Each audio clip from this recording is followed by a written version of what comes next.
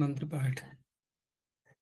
ओम सहनावतु सहनौ भुनक्तु सह वीर्यं करवावहै तेजस्विनावधीतमस्तु मा विद्विषावहै। ओम शांति शांति शांति। काशिका की 162वीं कक्षा, पंचम अध्याय के प्रथम पाद में 36 सूत्रों तक हो चुका है। पूछना है कुछ?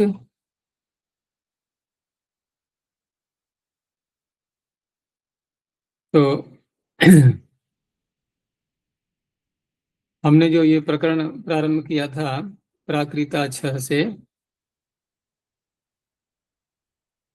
उसमें जो प्राकृतीय अर्थ, प्राकृतीय शब्द जो बार बार बोल रहे थे सूत्रों में, तो वो कृत अर्थ सबसे पहला जो आ रहा है वो अगला सूत्र है उसके लिए, तेन कृतम।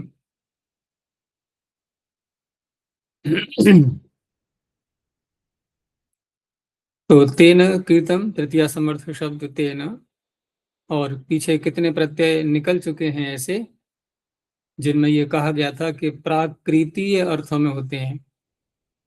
उन प्रत्ययों की भी संख्या करके वृत्तिकार ने लिख दिया कि ठयांतयस त्रयोदश प्रत्यया प्रकृता। 13 प्रत्यय पीछे आ चुके हैं। उनमें जो मुख्य प्रत्यय ठय है उसको ले लिया है इन्होंने, ठय ठक आदि, तो आदि शब्द कह करके अन्य सारे भी ले लिए। तेषाम, अब वो जो पीछे प्रत्यय कहे गए थे उन प्रत्ययों का इतः प्रभृति, यहाँ से आगे अब समर्थ व्यक्तयः प्रत्ययार्थाश्च निर्दिश्यन्ते। समर्थ व्यक्तियां बताई जाएंगी और प्रत्यय किन किन अर्थों में होगा वो एक एक करके उनकी गणना की जाएगी। अब तो तेन इति तृतीया समर्थात् कृतम इत्येतस्मिन् अर्थे यथाविहितं प्रत्ययो भवति। अब यहाँ यथाविहित से हम कौन से प्रत्यय बोलेंगे? पीछे के 13 प्रत्यय। आगे जब कोई प्रत्यय आएगा वो फिर अपवाद के रूप में आएगा और एक एक अर्थ का अपवाद बनेगा। तेन कृतम के जो आगे प्रत्यय और दिखाएंगे तो वो, यद्यपि यहाँ पर है नहीं ऐसा क्योंकि एक ही सूत्र है ये, अगले सूत्र में दूसरा अर्थ प्रारंभ हो जाता है, तो कोई अपवाद इसका है ही नहीं। और तो पीछे जो प्रत्यय कहे हैं 13 प्रत्यय वही होंगे कृत अर्थ में भिन्न भिन्न प्रकृतियों से। जैसे सप्तति शब्द है तो पीछे कौन सा प्रत्यय कहा गया था सप्तति शब्द से?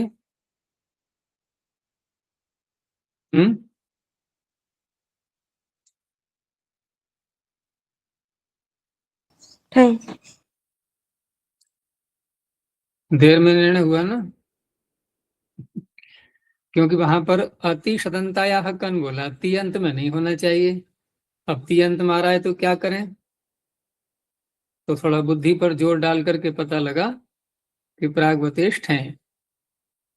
वो भी जब पता लगेगा जबकि अगले सूत्र को भी हम साथ में देखेंगे कि संख्यावाचियों से तो ठक प्रत्यय होना नहीं है, तो ठय ही शेष रहेगा। तो सप्तत्याकृतम साप्ततिकम, ऐसे ही अशीति शब्द से भी यहाँ भी ठय प्रत्यय हो जाएगा।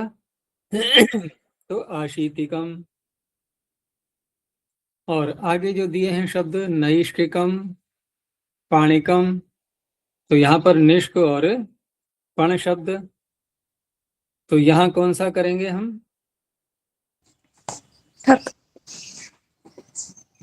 यहाँ ठक करेंगे क्योंकि परिमाणवाची होते हुए भी, परिमाणवाची होने के कारण से तो ठय की प्राप्ति हो रही है, लेकिन आगे जब कहा है असमासे निष्कादिभ्य, निष्क आदि जब समास में नहीं होते हैं, समास में होंगे तब ठय हो जाएगा, और समास में नहीं है यदि तो उस अवस्था में फिर ठक ही होगा।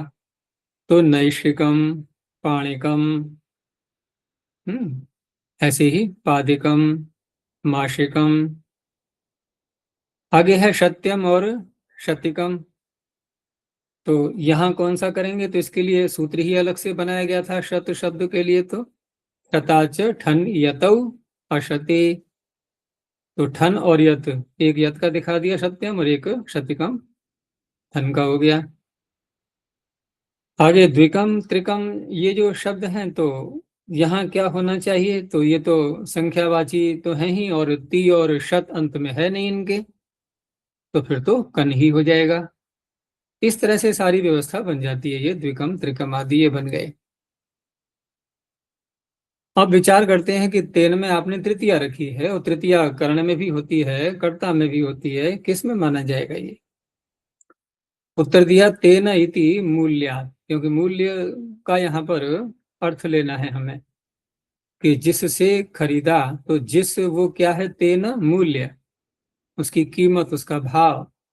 तो हम कोई बदले में किसी वस्तु को जब लेते हैं, तो बदले में या तो हम मुद्रा के रूप में धन देंगे उसको, अथवा फिर कोई अन्य वस्तु विनिमय होगा तो वस्तु प्रदान करेंगे, तो वो उसका क्या बन जाएगा, मूल्य बन जाएगा। इतना दे करके इतना ले लिया, तो मूल्य होने के कारण से यहाँ पर तेन में तृतीया मानी गई है।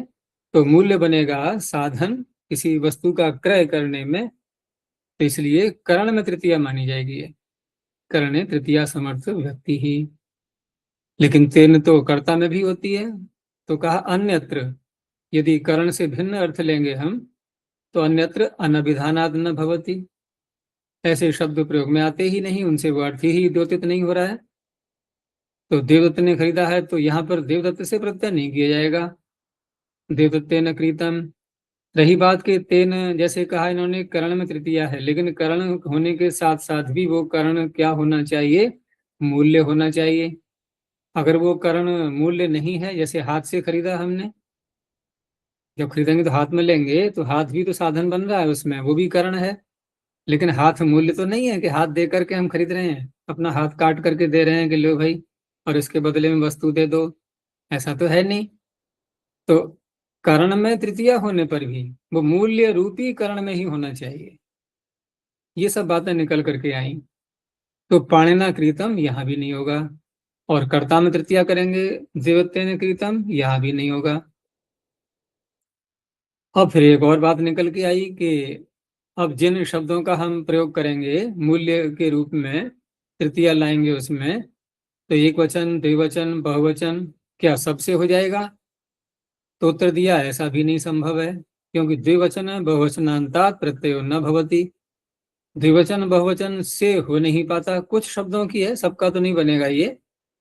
जैसे हमने प्रस्थ शब्द को बोला, तो प्रस्थ किसे कहते हैं, जो भी नाप है उसका, एक सेर आदि, तो प्रस्थेन कृतम, इस तरह से बोलेंगे। लेकिन प्रस्थाभ्याम जब कहा जाएगा, या प्रस्थ ही कृतम जब कहा जाएगा, तो यहाँ अनेक शेर हो गए, तो उस अवस्था में कहा कि इनसे प्रत्यय करके हम शब्द बनाएंगे, तो उससे वो अर्थ नहीं निकलता। तो यहाँ भी वही हेतु है, अनभिधानाद एव लगा दिया, क्योंकि पीछे भी इसी का सहारा लिया था इन्होंने। अच्छा, फिर एक से अधिक प्रस्थों से खरीदा हुआ तो संख्या को जोड़ेंगे? नहीं, ऐसे ही वाक्य बनेगा, बस प्रत्यय होगा ही नहीं। प्रत्यय करके अनभिधान कहा ना, उससे अर्थ द्योतित नहीं होता। तो अर्थ द्योतित नहीं होता, ये पता लगता कैसे हमें? प्रयोग से ही तो लगेगा पता, प्रयोग है ही नहीं ऐसा कहीं पर भी, क्योंकि व्याख्याकार भी कहाँ से निर्णय करेंगे ये? ऐसा तो नहीं कि बोलने में नहीं आ रहा है, मुख में से कोई वर्ण निकल नहीं पा रहे हैं, ऐसा तो है नहीं। क्योंकि अभिधान का अर्थ बोलना भी तो होता है ना, कहना। अभिधान का अर्थ कहना, लेकिन यहाँ पर क्या है, अभिधीयते अनेन इति अभिधानम, जिस शब्द से अभिधेय को कहा जाता है वो शब्द हो गया फिर अभिधान। अब और अनभिधान, यानी कि जो अर्थ कहा जा रहा है वो उससे निकल ही नहीं रहा है, इसलिए अनभिधान बोलते हैं। और ये बहुत बड़ा एक वैयाकरणों के पास में शस्त्र है ये। कौन सा? अनभिधान रूपी शस्त्र। ये बहुत काम आता है। इसलिए इसको संभाल के रखना। लेकिन आज ये सभी प्रयोगों को जानने वाला ही इसका प्रयोग कर सकते हैं ना, कि वो तो होता अनभिधान। ही है, वो तो होना ही है, नहीं तो हम वेदों तक पहुंचेंगे कैसे? है। हमें शब्द शास्त्र का ज्ञाता बनने के लिए तो शब्द शास्त्र पढ़ना ही पड़ेगा, और शब्द शास्त्र पढ़ेंगे तो अनेकों प्रयोग हमें दिखाई देंगे, शिष्ट पुरुषों के द्वारा प्रयोग किए हुए। वो भी नहीं कि सभी के द्वारा हम प्रयोग करके देख लें, शिष्ट पुरुषों के द्वारा ही निर्णय हो पाता है। आगे कहा कि यत्र तो, यहां तक की बात हो गई। यत्र तो प्रकृत्यर्थस्य संख्या भेदावगमे प्रमाणम अस्ति, जहां पर प्रकृति का जो अर्थ है जिससे हम प्रत्यय कर रहे हैं, और वहां यदि संख्या का भेद है, 2 3 आदि संख्याएं जो हम बोल रहे हैं, उससे यदि अवगम हो रहा है, यानी ज्ञान हो रहा है, उस ज्ञान में यदि वह संख्या का भेद होने पर भी प्रमाण है, तत्र द्विवचन बहुवचन अंतादपि प्रत्यय भवति, वहां हो जाता है। जैसे द्वाभ्याम कृतम शब्द आया, अब द्वाभ्याम कृतम में 2 से खरीदा हमने, तो यहाँ पर प्रयोग जो बन रहा है, जो द्विकम त्रिकम आदि शब्द, इनसे अर्थ का बोध हो रहा है, ये प्रयोग में आ रहे हैं, ये प्रमाण है इसमें। तो द्विकम त्रिकम पंचकम आदि ये भी बन जाएंगे। लेकिन प्रस्थ आदि, जहां पर इसको यूं भी कह सकते हैं कि जैसे प्रस्थ कोई संख्यावाची शब्द नहीं है, प्रस्थ एक ढेरी जो भार है उसका नाप है 1 सेर का, और वहां पर संख्यावाची न होने के कारण से वहां द्वित्व बहुत्व करके हम प्रत्यय नहीं करेंगे। लेकिन संख्यावाची जो शब्द हैं ये, तो यहाँ तो स्पष्ट ही बोध हो जाता है, क्योंकि द्वि या त्रि कोई किसी वस्तु वैसी विशेष का नाम नहीं है, संख्यावाची विशेषण के रूप में आते ही हैं, ये किसी अन्य वस्तु का बोध कराते हैं, तो इनका प्रयोग हो जाता है। दूसरा एक अन्य प्रकार का प्रयोग भी दिखाया कि कुछ शब्द ऐसे होते हैं कि जिनका अगर हम एकत्व, इनके एक ही अर्थ लेंगे, जैसे मुद्ग है मूंग, अब मूंग का एक दाना लेकर के हम गए मार्केट में, क्या खरीदेंगे उससे? तो संभव ही नहीं है वहां पर, तो इसलिए वहां बहुवचन से भी हम शब्द बनाएंगे और वो अर्थ देगा हमारे लिए। तो तथा मुद्गई ही कृतम मौद्गिकम माशिकम है, नहीं एकेन मुद्गेन क्रया संभवती, संभव ही नहीं है। तो इस तरह से ये 3 शब्द की इन्होंने व्याख्या की। आचार्य जी, ये ऊपर जो यत्र तु प्रकृत्यर्थस्य संख्या भेदावगमे प्रमाणमस्ति, अत्र प्रमाणमस्ति का अर्थ क्या हुआ? प्रमाण माने बोध कराने वाला प्रमाण है हमारे लिए, अर्थात प्रकृति का जो अर्थ है उसके संख्या का भेद होने पर भी, और उससे हमें जो अवगम हो रहा है, ज्ञान हो रहा है, किसका? अभिधेय का। उस अभिधेय में वो संख्या भेद से युक्त शब्द प्रमाणम अस्ति, वो प्रमाण है हमारे लिए। प्रमाण है माने वो हमारे अर्थ का बोध कराने में सक्षम है। तो उस अवस्था में द्विवचन बहुवचनांत से भी प्रत्यय हो जाएगा। अवगम का अर्थ हो गया बोध यानी कि ज्ञान, और प्रमाण हो गया वो शब्द जो संख्या से युक्त है, संख्या के भेद से युक्त है, 2 अथवा 2 से अधिक। ये सूत्र अपने में अकेला ही है, बस इसका कोई भी अपवाद नहीं है। इनके जो यथाविहित प्रत्यय पीछे हैं वही होंगे, कोई नया प्रत्यय नहीं होगा। इसलिए अर्थ बदल गया, प्राकृतिक अर्थों में अब दूसरा अर्थ आया। ये जाएगा कुछ सूत्रों तक, 3-4 सूत्रों तक चलेगा ये। तो आगे कहा तस्य निमित्तम संयोगोत्पातो, समर्थ व्यक्ति बदल गई है, तो तस्य इति षष्ठी समर्थात् निमित्तम इत्येतस्मिन् अर्थे यथाविहितम प्रत्ययो भवति। तो तस्य निमित्तम, उसका निमित्त। अब निमित्त तो अनंत प्रकार के हो सकते हैं, तो का नहीं, सूत्र में बता दिया गया है, वो 2 ही बातें होनी चाहिए निमित्त के रूप में, कि यत्तद निमित्तम संयोगश्चेत स भवति उत्पातो वा, संयोग हो अथवा उत्पात हो, 2 ही बातें हैं। अब इन दोनों शब्दों का अर्थ भी करना होगा, क्योंकि संयोग भी अनेक प्रकार के होते हैं। तो कहा संयोग तो हम यहाँ सामान्य रूप से ले लेंगे, संयोग संबंध। षष्ठियों में हम देखते हैं संबंध षष्ठी बहुत बोलते हैं, तो संयोग क्या है? एक प्रकार का संबंध है, किसी का किसी के साथ में कोई संबंध हो गया, वही संयोग है बस। यहाँ संयोग से तात्पर्य वो नहीं है कि जो जोड़ देना 2 वस्तुओं को। तो और उत्पात का अर्थ किया, उत्पात हम व्यवहार में शैतानी को भी कह देते हैं, कि बच्चे बहुत उत्पात कर रहे हैं, शैतानी कर रहे हैं, उपद्रव कर रहे हैं।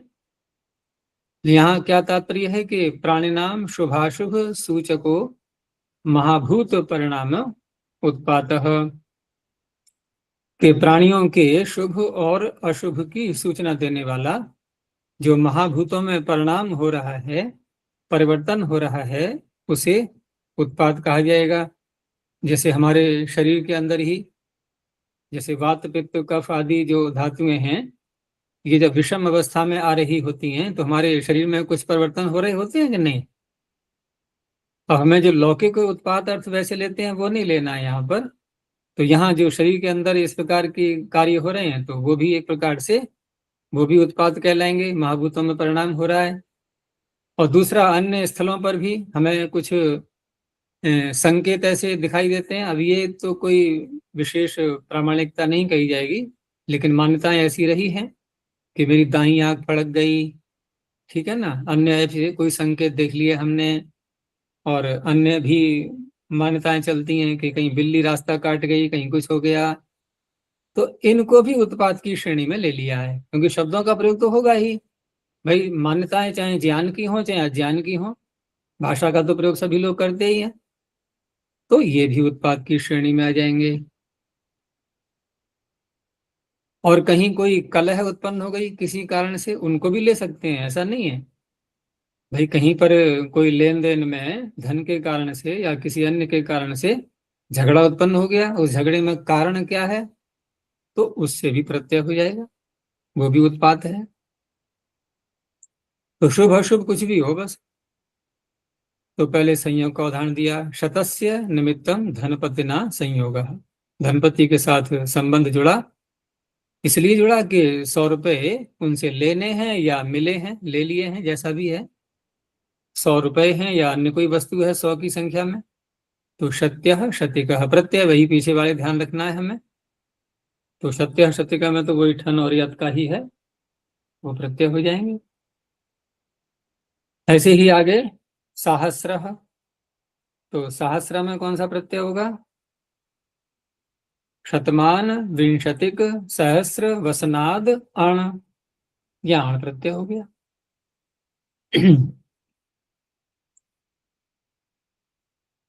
आगे उत्पातः खल्वपि, शतस्य निमित्तम उत्पातो दक्षिणाक्षि स्पंदनम, दक्षिण आंख का स्पंदन फड़कना, तो ये भी उत्पात की श्रेणी में ले लिया।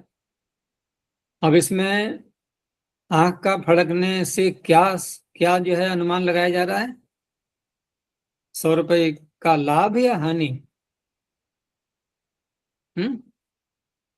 उत्पाद शब्द है ना, उत्पाद को उदाहरण दे रहे हैं तो हानि लेंगे हम, फिर अशुभ लेंगे, अगर मिलेगा तो लाभ कहलाएगा फिर वो। तो शतस्य निमित्तम उत्पातः दक्षिणाक्षि स्पंदनम शत्यम शतिकम, ऐसे ही सहस्रम।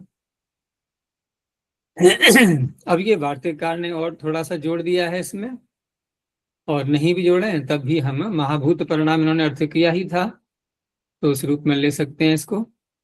लेकिन उसने स्पष्ट ही बोल दिया कि तस्य निमित्त प्रकरणे वात पित्त श्लेष्मभ्यः शमन कोपनयोर उपसंख्यानम।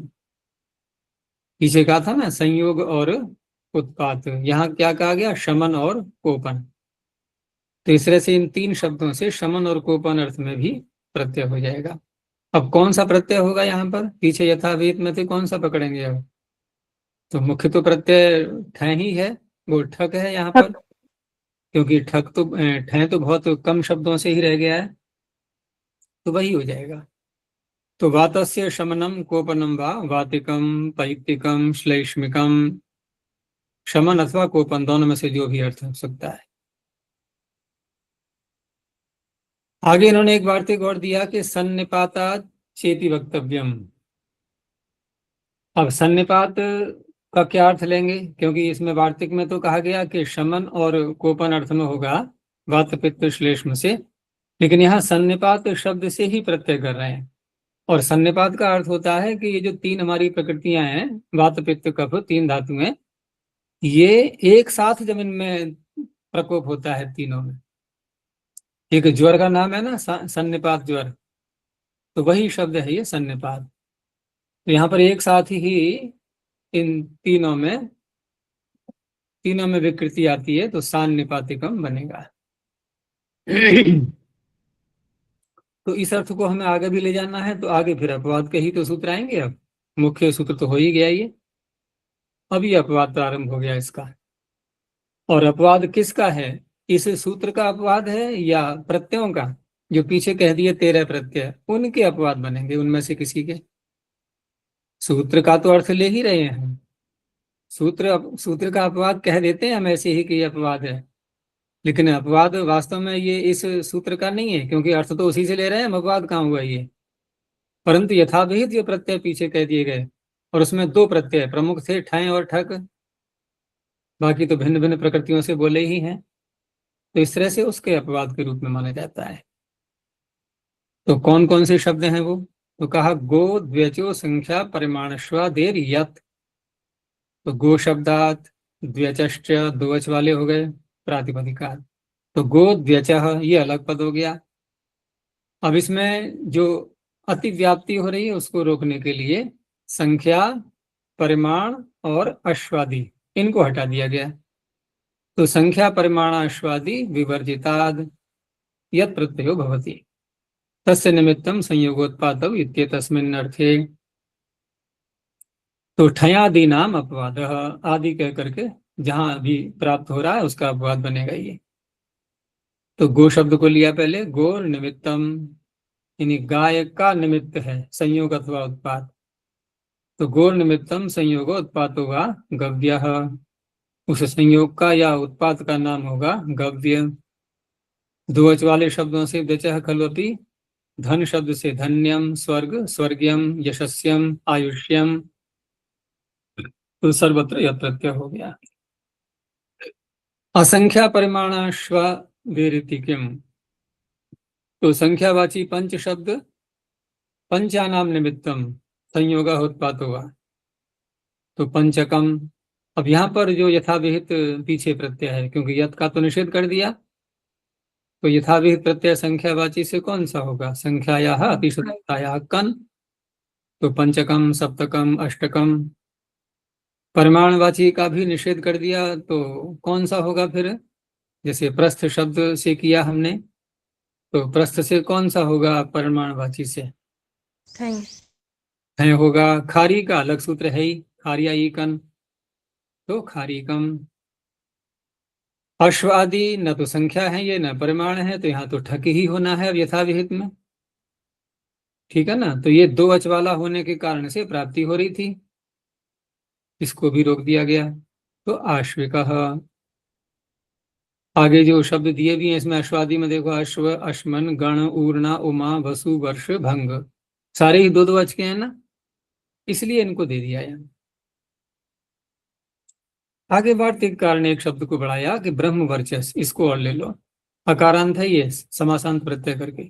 तो ब्रह्म वर्चसाद उपसंख्यानम, ब्रह्म वर्चस से भी इसमें संयोग और उत्पाद में प्रत्यय हो जाएगा। तो ब्रह्म वर्चसस्य निमित्तम गुरुणा संयोगः, तो ब्रह्म वर्चस्यम ये बन जाए बस। और नहीं होता ये वार्तिक, तो कौन सा प्रत्यय प्राप्त होता? ठक ही होता फिर। आगे एक और दिया अपवाद, पुत्रा छ,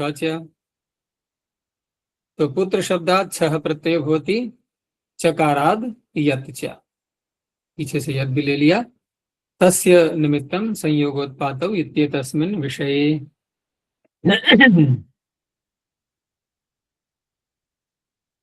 द्वेच इति नित्य इति प्राप्ते वचनम, तो यद तो प्राप्त हो ही रहा था, लेकिन नित्य प्राप्त हो रहा था, छह भी रखना है। तो पुत्रस्य निमित्तम संयोगोत्पाद हुआ पुत्रियम, पुत्रियम।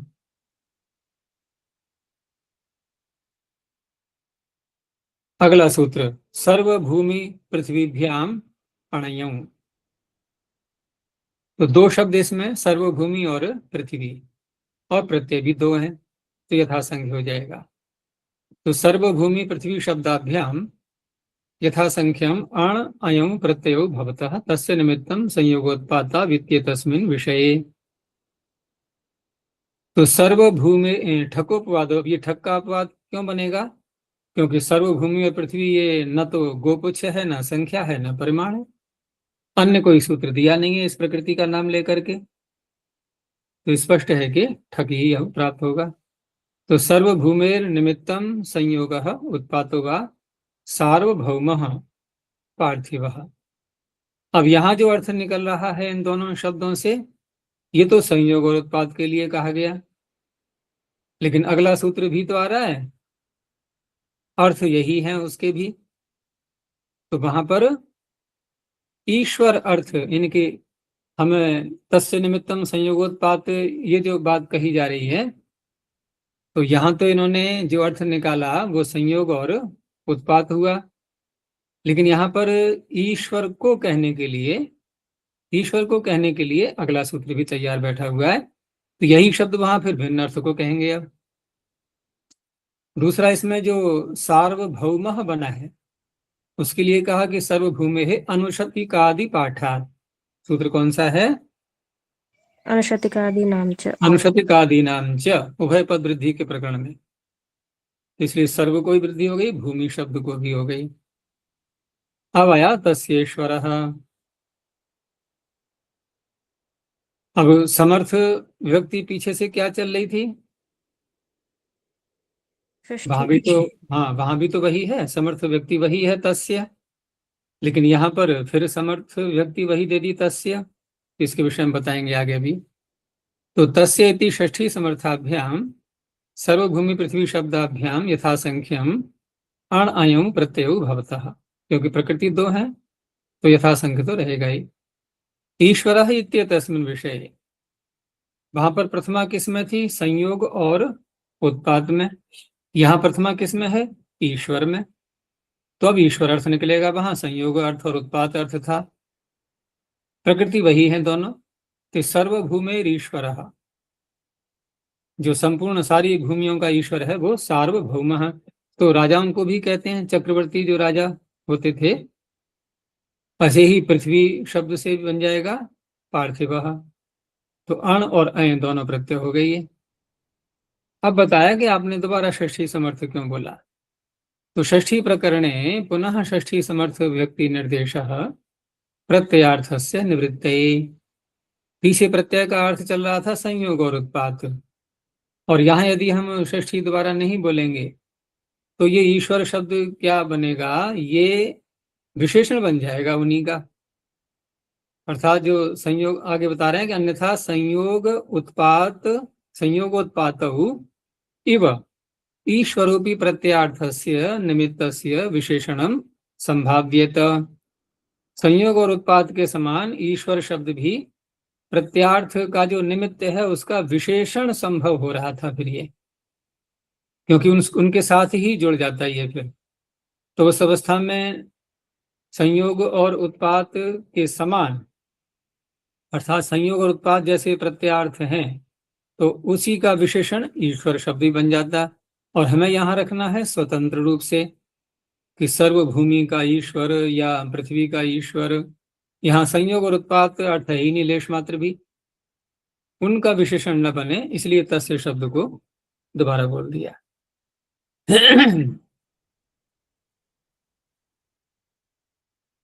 तो ये अर्थ तो पूरे हो गए, यहाँ तक संयोग और उत्पाद वाली बात पूरी हो चुकी है। लेकिन ये जो सर्वभूमि और पृथ्वी शब्द से यहाँ पर पहले ईश्वर अर्थ में किया, एक अर्थ और जोड़ रहे हैं और समर्थ व्यक्ति भी बदल रही है। तो इस तरह से सर्वभूमि और पृथ्वी शब्द से जुड़े हुए ये तीन सूत्र हैं। तो आगे कहा तत्र विदित इति च, तत्र इति सप्तमी समर्थाभ्याम सर्वभूमि पृथ्वी शब्दाभ्याम यथासंख्यम अणयों प्रत्ययो भवतो विदित विदित इत्येतस्मिन् अर्थे। और विदित से तात्पर्य क्या है? प्रसिद्ध, जाना जाना हुआ है, जिसको सब लोग जानते हैं।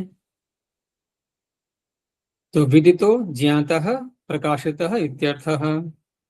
तो सर्वभूमौ विदितः सार्वभौमः, पृथिव्याम विदितः पार्थिवः। तो ये विदित अर्थ में हो गया, नहीं प्रसिद्ध अर्थ में। अब इसी अर्थ को आगे ले गए और फिर कहा कि लोक सर्वलोकाठ हैं। ये भी सूत्र बहुत लगता है, क्योंकि ये शब्द बहुत प्रयोग में आते हैं, लौकिक सार्वलौकिक। लौकिक की तो भरमार है। तो लोक सर्वलोक शब्दाभ्याम तत्र इति सप्तमी समर्थाभ्याम विदित इत्येतस्मिन् विषये ठञ् प्रत्ययो भवति। तो ठञ् प्रत्यय तो पीछे कह दिया था, लेकिन वो ठञ् प्रत्यय किससे था? गोपुच्छ, संख्या और परिमाण से। लेकिन यहाँ ठञ् प्रत्यय किया जा रहा है लोक सर्वलोक से। लेकिन ये सूत्र यदि न बनाए तो कौन सा प्रत्यय प्राप्त था? ठक। हैं? ठक। ठग। कौन से सूत्र से? आर्हाद गोपुच्छ। नहीं, वो तो ठीक है, वो प्रत्यय कर रहा है, लेकिन अर्थ कौन बताएगा? हम अर्थ वाला सूत्र बोलते हैं। यथाविहित प्रत्यय वाले सूत्र पर ध्यान कम जाता है, वहां से प्रत्यय ले लिया हमने और अर्थ वाला सूत्र बोलते हैं सीधा। जैसे कहीं तत्र भवार्थ में प्रत्यय करना हो, भवार्थ में तत्र भवः ऐसे बोल देंगे। अब प्रत्यय ढूंढते रहो भाई, वो काम अलग हुआ। तो यहाँ किससे प्राप्त होगा? तत्र विदित इति च। तत्र विदित इति च, ठीक है ना, उसका अपवाद बनाइए। तो इस तरह से यहाँ पर इसने ठय प्रत्यय कर दिया। तो लोके विदितो लौकिकः और सर्वलोके विदितः सार्वलौकिकः। उभय पद को वृद्धि हो ही जाएगी, क्योंकि अनुश्रुति का अधिकरण में इसका भी पाठ कर दिया गया है। तो अनुश्रुति का आदित्वाद उभय पद वृद्धि। ये दो सूत्र अलग हो गए। बहुत छोटा छोटा प्रकरण चल रहा है और ये प्राकृति अर्थ चल रहे हैं अभी तक। आगे कहा तस्य वापः। अब बीच में क्योंकि इन्होंने तत्र शब्द आ गया था सप्तम्यंत, तो इनको तस्य फिर कहना पड़ा। तो अब तक तस्य हम 3 बार बोल चुके। बीच में जो दोबारा बोला गया था वो अर्थ हटाने के लिए, संयोग और उत्पाद को। यहां बोला गया कि बिल्कुल ही अर्थ बदल गया है अब तो तस्य इति षष्ठी समर्थाद वापः इत्येतस्मिन् अर्थे यथाविहितं प्रत्ययो भवति। अब ये वाप क्या है? तो कहा उप्यते अस्मिन् वापः। तो किसमें किया घय प्रत्यय? ये अधिकरण में। सूत्र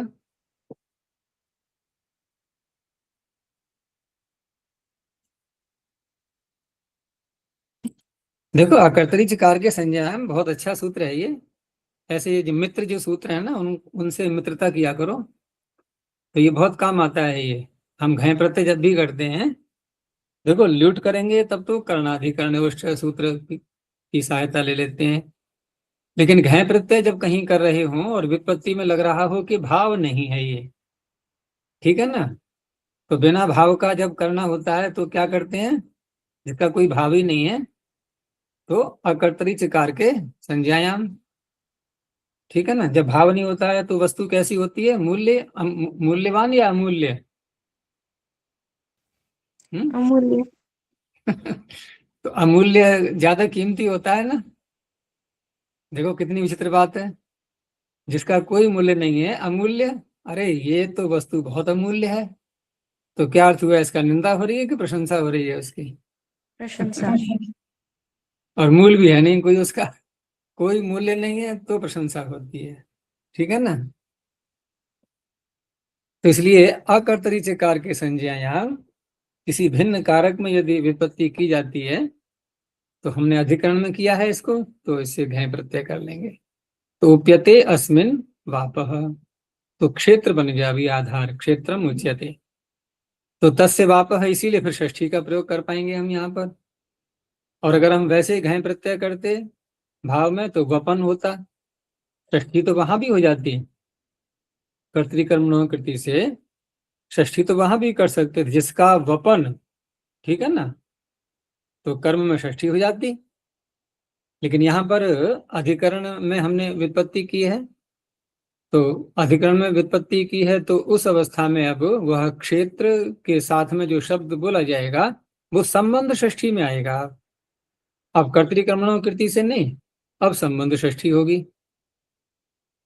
जैसे प्रस्थस्य वापः, कोई क्षेत्र है, उसमें कितना हम बो सकते हैं, कितना वपन कर सकते हैं कि एक प्रस्थ का बस।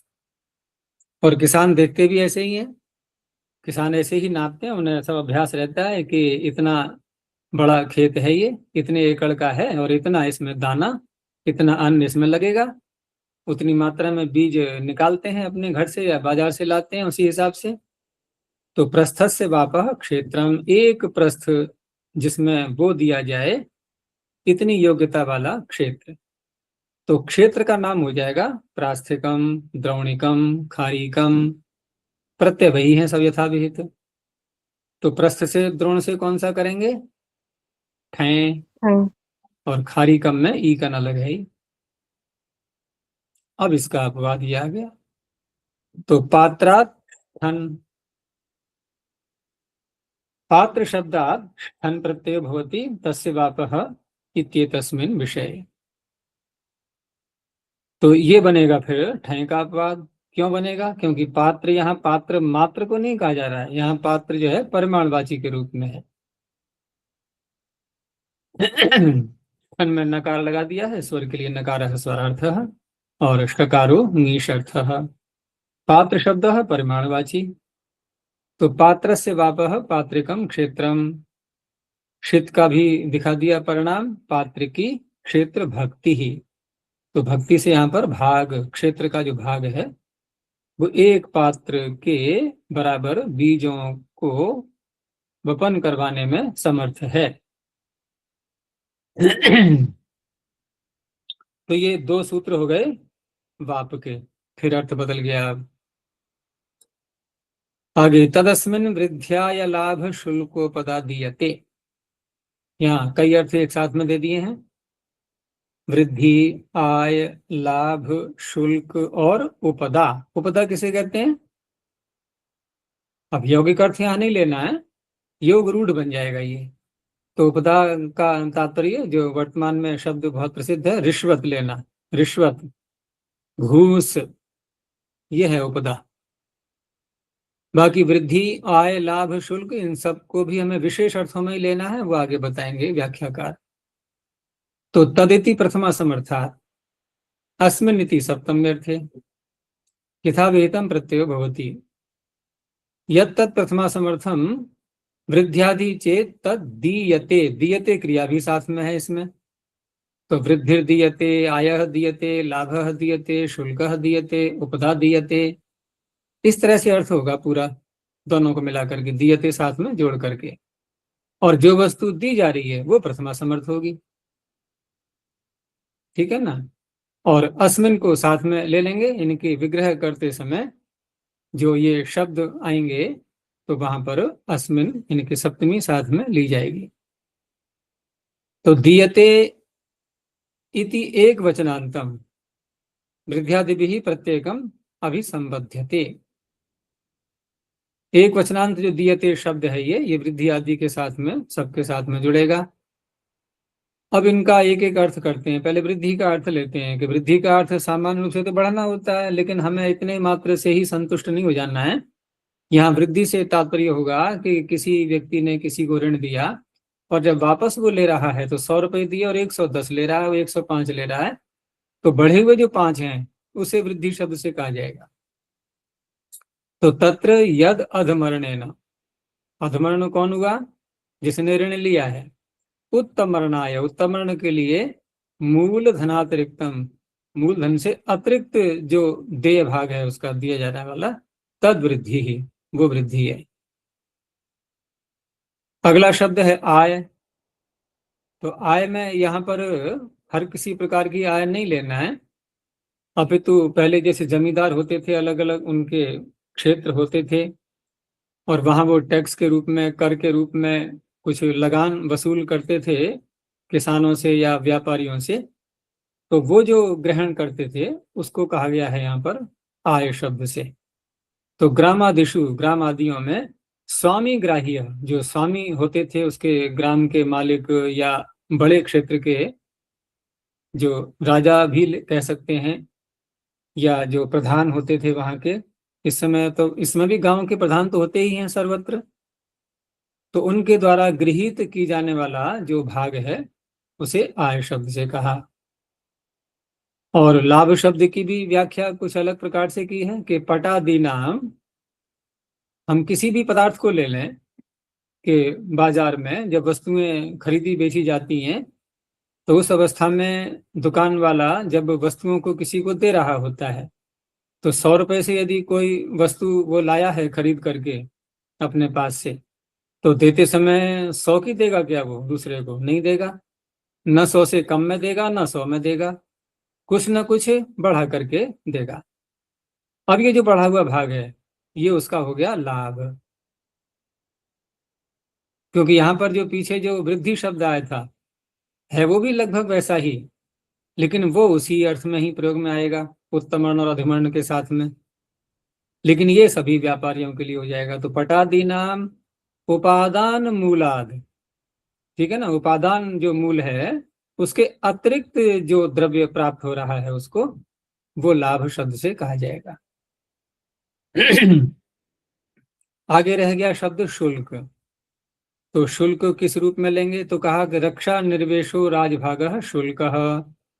हम सरकार को अनेक प्रकार के कर भुगतान करते हैं, तो सरकारें क्या करती हैं इस कर से? ये हमारी रक्षा करती हैं, हमारे लिए आवागमन के साधन बनाती हैं, सड़कें बनना, पुल बनना, रेलवे लाइन इत्यादि बहुत से कार्य होते हैं, और रक्षा बजट भी बहुत बड़ा होता है हमारे देश का।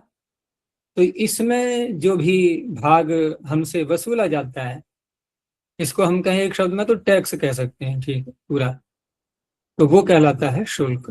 तो रक्षा निर्वेशो राजभागः शुल्कः। और उपदा को तो कही गया, उत्कोच है उपदा, ये इसी का पर्यायवाची है उत्कोच, रिश्वत या घूस। उदाहरण दिया अब, पंच अस्मिन वृद्धिर्वा आयो वा लाभो वा शुल्को वा उपदा वा दीयते। ये अस्मिन क्या है? अब ये विचारणीय विषय है थोड़ा। सप्तमी सूत्र में जो दिया है ना, तद अस्मिन, तो अस्मिन जो कहा गया है ये किसको कहेंगे हम? इसमें। वो इस कौन है? तो अब यहाँ पर क्या समझ में आ रहा है? ये यदि भी खोला नहीं है किसी ने यहाँ पर कि पांच, पांच को हम रुपए ले लो, 5 वृद्धि, 5 रुपए की वृद्धि, ये तो उत्तमर्ण के लिए दी गई। तो इसमें यानी कि जो पंचक शब्द बनेगा, तो पंचक शब्द बनेगा तो हम इसमें किसको बोले अब? यानी 5 इसमें वृद्धि के रूप में दिया गया, तो पंचक कौन है? ये क्या जो लग रहा है? पूरा पूरा मूल्य है जो। पूरा मूल्य तो 5 हो गया। नहीं, पूरा मूल्य नहीं, पूरा मूल्य अर्थात ऐसा कह करके कि 100 रुपए की जगह हमने 105 दिए किसी से ऋण लेकर के, तो 105 जो समुदाय है पूरा रुपयों का, उसको अस्मिन शब्द से कहा जाए। जी। हाँ, ये भी घट सकता है, ये भी घट सकता है, लेकिन चलो यहाँ तो घट जाएगा। अब हम किसी को टैक्स दे रहे हैं, गवर्नमेंट को, अब वहां किसको बोलेंगे हम? वहां इस किसको कहा जाएगा? वहां कोई हमने पीछे लिया तो है नहीं गवर्नमेंट से कुछ भी। जैसे जीएसटी ऐड हो तो करके वहां टोटल। नहीं, वहां ऐसे कह सकते हैं कि जिस वस्तु में टैक्स लगाया गया है, जिस वस्तु में टैक्स लगाया गया है उस वस्तु में हमने 5 रुपए गवर्नमेंट को दे दिए इसमें, ठीक है ना। जैसे हम कहते हैं ना कि देखो हम बाजार से कोई वस्तु खरीद के लाते हैं, कि देखो ये कि जीएसटी है कि ये है, अनेक प्रकार के टैक्स होते हैं अलग। यात्रा करते हैं तो यात्रा में टोल टैक्स दे दिया हमने, तो वो यात्रा बन जाएगा इसमें। इस तरह से अलग अलग विषय बन जाएंगे ये। अगर कुल मिलाकर के कहें तो पूरा एक व्यवहार जो हो रहा है सारा ये समाज में, तो बस वही है कि इस विषय में हमने 5 रुपए आय के रूप में, लाभ के रूप में, शुल्क के रूप में इस तरह से दिए। ये बनेगा पंचकः, सप्तकः आदि, शत्यः, शतिकः, सहस्रः, प्रत्यय वही है सब पीछे के। तो ये तो हो गया अस्मिन के। वार्तिककार ने एक अर्थ और बढ़ाया कि चतुर्थी अर्थे उपसंख्यान, सप्तमी की बात नहीं है, चतुर्थी के अर्थ में भी ये प्रत्यय कहना चाहिए आपको। क्योंकि जिसको दे रहे हैं हम, अभी क्या है कि जिस में दे रहे हैं, तो यहाँ एक अलग अर्थ निकलेगा उसका। और जिसको दे रहे हैं अस्मयी, तो उसमें भी ये प्रत्यांत शब्द उसको भी कहेंगे। तो पंच अस्मयी वृद्धिर्वा आयो वा लाभो वा शुल्को वा उपदा वा दीयते। जैसे देवदत्त व्यक्ति आ गया अभी ये कि हमने 5 रुपए इसको बढ़ा के दिए, तो देवदत्त कैसा हो गया? पंचकः। ये ज्यादा स्पष्ट हो गया बिल्कुल।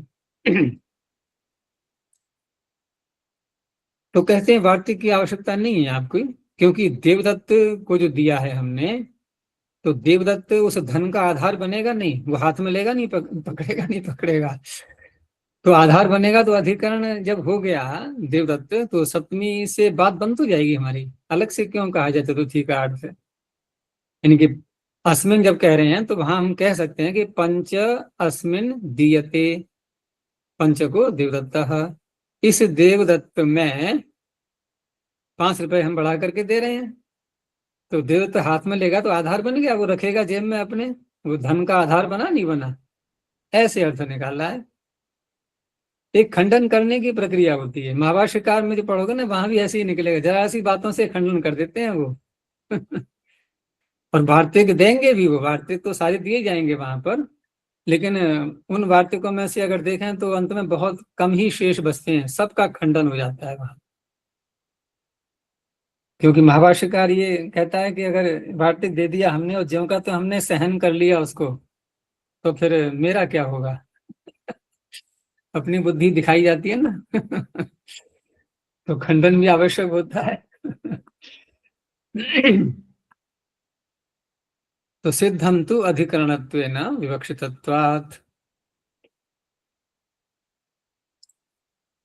एक उदाहरण दिया है इन्होंने, मनुस्मृति का है ये वाक्य, कि समम अब्राह्मणे दानम। ये दिखा रहे हैं कि देखो, हम ऐसा नहीं है कि हमने ये यूं ही बोल दिया कि अधिकरण मान लेंगे हम देवत्व को, देखो प्रमाण है शास्त्र का, और मनु का प्रमाण तो प्रामाणिक ही माना जाएगा पूरा। अब ये क्या अर्थ है इसका, देखो दान दिया जा रहा है, ठीक है ना, ब्राह्मणों को दान दिया, लेकिन ब्राह्मणों के साथ में और लोग भी हैं, तो अब लाइन में खड़े हुए हैं, ठीक है ना, 10 लोग हैं, 10 में 7 ब्राह्मण हैं, 3 अब्राह्मण हैं। तो ब्राह्मणों को 100 रुपए दे दिए, और जो अब्राह्मण है उसको क्या करें, 90 करें, 80 करें, 70, कितना करें। तो कहा नहीं, समम, क्योंकि वो थोड़ा अपमान जैसा लगेगा ना उनको कि हमें कम दिया है। तो कहा अब ब्राह्मणे समम दानम, अब ब्राह्मण में भी समान दान। तो देखो ये कौन सी व्यक्ति है, अब ब्राह्मणे, तो देवत्व के समान नहीं हो गया ये। आधार के रूप में प्रमाण दिखाया इन्होंने कि ऐसा नहीं है, अधिकरण माना जाता है, ठीक है ना, अधिकरण भी हो सकता है। तो इसलिए अब चतुर्थी का कहने की अब अलग से आवश्यकता नहीं है, इस तरह से खंडन कर दिया इन्होंने। आगे पूर्णार्धाठन। तो यहाँ पर पूर्ण शब्द से तो पूर्णवाची प्रसिद्धि है, उसी को लेना है, तस्य पूर्ण डट आदि जो प्रत्यय होते हैं, और अर्ध शब्द अलग से लिया है इन्होंने। पीछे के ही अर्थ सारे ले लेंगे हम, वृद्धि आय लाभ आदि। तो पूर्णवाचिनः शब्दात् अर्ध शब्दाच्य ठन प्रत्यय होती, तो ये अपवाद बन गया। अब तदस्मिन् वृद्ध्याय लाभ शुल्कोपदा दीयते तस्मिन् अर्थे। अब ये अर्ध शब्द से इन्होंने कहा कि यथा यथम ठक टिठनोर अपवादः, क्योंकि पूर्णवाची शब्द अलग है, अर्ध शब्द अलग है, तो अर्ध शब्द में किसका अपवाद मानेंगे हम। अर्ध शब्द से एक पीछे वार्तिक दिया था, कंसा टिठन सूत्र पर ध्यान आ रहा है, अर्धात चेती वक्तव्यम, तो टिठन तो अर्ध से प्राप्त हो रहा था, बाकी जो ठग कहा है इन्होंने ये सब पूर्णवाचियों से माना जाएगा, क्योंकि पूर्णवाचियों से हम जब आर्ही अर्थ में प्रत्यय करेंगे तो उस अवस्था में आराध को कुछ संख्या परिमाणा ठग से ठग ही होना है, क्योंकि ये कोई संख्या वैसे वो तो है नहीं संख्या के रूप में या उसके रूप में, और आर्ही अर्थ में कर रहे हैं हम, तो ये ठग और टिठन इनका अपवाद बनेगा। उदाहरण दे दिया है, पहले पूर्ण प्रत्यांत का दिया, द्वितीय शब्द ले लिया, तो द्वितीयो वृद्ध्यादि ही अस्मिन् दीयते, तो द्वितीय कहा, तो ठन प्रत्यय हो गया, वृद्धि होगी नहीं। ऐसे ही तृतीय कहा,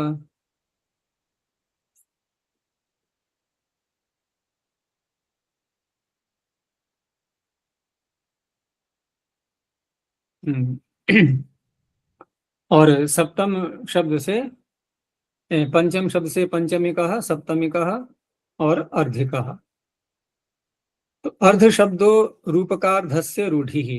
अब ये अर्ध शब्द जो है ये पीछे भी आया था, ध्यान है, और वहां कहा गया था कि कार्षापण का ये पर्यायवाची, तो कार्षापण को ही रूपक कहते हैं, यहाँ रूपक शब्द से बोल दिया है उसी कार्षापण को, यानी आधा कार्षापण, उसके लिए ये प्रसिद्ध शब्द रहा है, रूढ़ रहा है ये अर्ध शब्द। तो अर्धिकः का तात्पर्य आधे कार्षापण को कह रहा है शब्द ये, यानी आधे आधा कार्षापण कहीं दिया गया है किसी में, तो अर्धिकः बनेगा। और ऐसे ही एक शब्द और भी है, भाग शब्द। जैसे यहाँ पर अर्ध शब्द को कहा इन्होंने कि ये कार्षापण का आधा भाग, उसको कहने वाला है ये। लेकिन अगले सूत्र में जो भाग शब्द आ रहा है, ये भी भाग शब्द सामान्य भाग शब्द नहीं है, ये भी उसी कार्षापण का ही आधे का वाचक है। तो हम कह सकते हैं कि अर्ध और भाग ये हो गए पर्यायवाची। तो भागाद यच्च भाग शब्दात यत् प्रत्यय भवति चकारात ठंश्च तस्मिन् वृद्ध्याय लाभ शुल्को पता दीयते इत्यतस्मिन् अर्थे ठयोपवादः। अब ये ठय का अपवाद क्यों मान रहे हैं हम इसको? क्योंकि अर्ध शब्द से तो ये कहा था कि अर्धा चेती वक्तव्यम वार्तिक से टिठन प्रत्यय किया गया था, लेकिन भाग शब्द से थोड़ी टिठन हो जाएगा। तो भाग शब्द परिमाणवाची कार्षापण का जब आधा भाग है ये, तो परिमाणवाची होने से ठय की प्राप्ति हो रही थी, इसलिए ये ठय का अपवाद बनेगा। तो भागो वृद्ध्यादि ही अस्मिन् दीयते भाग्यम भागिकम ततम। ऐसे ही भाग्या भागिका विंशति ही, क्या अर्थ हुआ इसका? दिया गया 100, शतम 100 दिए गए वृद्धि आयलाबादी के रूप में। लेकिन अस्मिन, अस्मिन जिसको कह रहे हैं, अस्मिन शब्द किसको कहेगा? या शतम को। तो 100 में आधा, जो 100 में जो आधा कार्षापण है, ठीक है ना, वो इसमें वृद्धि के रूप में शामिल है। इस तरह से कहा जाएगा ये। ऐसे ही भाग्या भागिका विंशति ही, विंशति क्योंकि स्त्रीलिंग में आता है, तो ये भी स्त्रीलिंग बन गए दोनों। इन 20 में आधा कार्षापण अधिक आय के रूप में या लाभ के रूप में शुल्क आदि, ये सब अर्थ निकलेंगे इसमें से। अंत में कहा कि भाग शब्दोपि रूपकार्धस्य वाचकः, रूपकार्ध वही शब्द है, रूपक जो पहले कहा था कार्षापण। तो इसी अर्थ में तो हम पूर्व भी ले रहे थे अर्थ अस्मिन करके, जैसे भागो वृद्ध्याय वृद्धि आय वृद्ध्यादि अस्मिन दीयते भाग्यम, तो पूर्व भी तो ऐसे अर्थ ले रहे थे। पूर्व कैसे अर्थ ले रहे थे? पूर्व भी ऐसे ही ले रहे थे, पंचकः सप्तकः। और ये तो तुम ही लोगों ने सुझाया था नहीं कि शत शब्द लाएंगे हम 100 रुपए, उसमें हमने 5 बढ़ा करके दिए, तो ऐसे यहाँ दे दो। यहाँ देखो शत ही बोल रहे हैं, ये वही बोल रहे हैं। तो शत हमने 100 रुपए दिए और उसमें आधा कार्षापण बढ़ा करके दिया, हो तो गया। तो अस्मिन शब्द इसी को कहेगा, शत को ही। तो प्रत्यय परिवर्तन हुआ है। प्रत्यय तो भाग शब्द से करना है, हमें शत से नहीं करना है। प्रत्यय तो भाग शब्द से ही करना है। और वहां भी तो हमने प्रत्यय किसी और से किया ना, अस्मिन तो एक अन्य पदार्थ बनेगा जाकर के, फिर यहाँ भी अन्य पदार्थ शतम बना। लेकिन शतम जो अन्य पदार्थ है, इसमें भाग शब्द जुड़ा हुआ है, ये नहीं इतना हमने बढ़ा करके दिया उसको। तो प्रत्यय तो भाग से ही होना है यहाँ पर। पीछे का उदाहरण देख लो ना, पीछे के उदाहरण में हमने जब वहां पर अर्थ किया था कि पंच अस्मिन हाँ, वृद्धिर्वा, पंच अस्मिन वृद्धिर्वा आयो वा लाभ होगा। अब वहां पर खोला नहीं है कि अस्मिन कौन है, यही तो बात हो रही थी। तो हम लोगों ने विचार करके वहां जो निर्णय लिया था कि जो भी धन दे दिया जा रहा है, उसमें हमने जहां स्पष्ट है, कहीं कहीं स्पष्ट नहीं भी होगा, जैसे कि हमने टैक्स के रूप में दिया 5 रुपए किसी को, गवर्नमेंट को दिया। अब वहां पर अस्मिन क्या बोलेंगे हम? तो अस्मिन यात्रा कह सकते हैं, या कोई गाड़ी चला रहे हैं हम कि इस गाड़ी में हमने 5 रुपए टैक्स दिया है, तो अस्मिन से उस वाहन को ले सकते हैं, यात्रा को ले सकते हैं। वो अलग अलग प्रकार हो सकते हैं उसके। लेकिन जहां पर उत्तमर्ण अधमर्ण का हम जब प्रसंग आएगा वहां बोलेंगे, तो वहां तो सीधा धन पर ही आएगा विषय वो। और जैसा वार्तिककार ने कहा था कि चतुर्थ्यर्थियोपसंख्यानम, उस दृष्टि से कहें तो उस मनुष्य को भी ले सकते हैं वहां अस्मिन शब्द से, ठीक है ना। इसी तरह से यहाँ पर है, प्रत्यय तो भाग से ही करना है। तो ये भी अर्थ पूरा हो गया, ठीक है ना। अब आगे का अन्य अर्थ आया, कि तद हरति वहत्या वहति भाराद वंशादिभ्यः। यहाँ 3 अर्थ हैं एक साथ, हरति वहति आवहति। इसमें एक धातु तो वही आ रही है, केवल उपसर्ग का अंतर है वहति और आवहति में। तो तदिति द्वितीया समर्थात, क्योंकि ये जो तीनों धातुएं हैं इनका कर्म बनेगा ये, तो तद शब्द कर्म हो गया। तो तदिति द्वितीया समर्थात हरत्यादिष्वर्थेषु यथावेतम प्रत्ययो भवति। प्रकृति विशेषणम भाराद वंशादिभ्यः इति। अब ये सूत्र में जो भाराद वंशादिभ्यः शब्द है, तो यहाँ पर भारात में पंचमी आ रही है और वंशादिभ्यः में भी पंचमी है। तो पंचमी है तो अब दोनों का कैसे सामंजस्य बिठाएंगे कि भार शब्द से तो हमें प्रत्यय करना है, लेकिन भार वंशादियों से परे होना चाहिए। वंशादियों से परे जो भार शब्द है उससे प्रत्यय होगा, ये संबंध जुड़ेगा दोनों का। तो इसलिए भारांत बन जाएगा वो प्रातिपदिक पूरा। तो प्रकृति विशेषणम भाराद वंशादिभ्यः इति, अर्थात वंशादिभ्यः परो यो भार शब्दः तदंतात प्रातिपदिकादिति। अब इसमें समास जब करेंगे वंश का और भार का, वो कौन सा करेंगे फिर, तो उसको भी आगे खोला जाएगा अभी। तो वास्तव में जो समास होगा वो वही, अगर हम ऐसे कहते हैं कि वंश का भार, वंश माने बांस, तो बांसों का भार, तो बांसों का भार भी यहाँ कहने का तात्पर्य है कि जब बांस ले जाए जाते हैं एक स्थान से दूसरे स्थान में, तो वहां पर उनके एक अलग अलग समूह बना लेते हैं, बांध बांध करके ना, ऐसे पैकिंग की जाती है वस्तुओं की। तो वो एक जो पैकिंग बन गई उसमें 20, 25, 50 जितने भी बांस हैं इकट्ठे बांध लिए, वो पूरा एक समूह बना है, उसे कहा जाता है वंशभार। तो उस अर्थ में लेना है ये, और उसको ले जा रहे हैं, क्योंकि बांस का भार थोड़ी ले जाया जाएगा, भार तो गुणवाचक शब्द हो गया ना। हम कहें कि वंश भारम हरति, कि क्या कर रहा है ये व्यक्ति, कि बांसों का भार ले जा रहा है, तो बांस तो वहीं रह गए ना, उसमें से भार उठा करके निकाल लिया। तो इसलिए द्रव्यवाचक बनाना है हमें। वो कब बनेगा, जब उस समूह को हम वंश भार कहेंगे पूरा। तो वंश भारम हरति वहति आवहति। अब इन क्रियाओं का तीनों का क्या अर्थ है वो भी आगे देखेंगे अभी। तो वंश भारिकः ये शब्द बन गया। प्रत्यय कौन सा होगा यहाँ पर यथाविहित में, तो स्पष्ट है कि यहाँ पर हम ठक ही प्रत्यय कर लेंगे। ऐसे ही कुटज शब्द से कौटज भारिकः, बालवज भारिकः।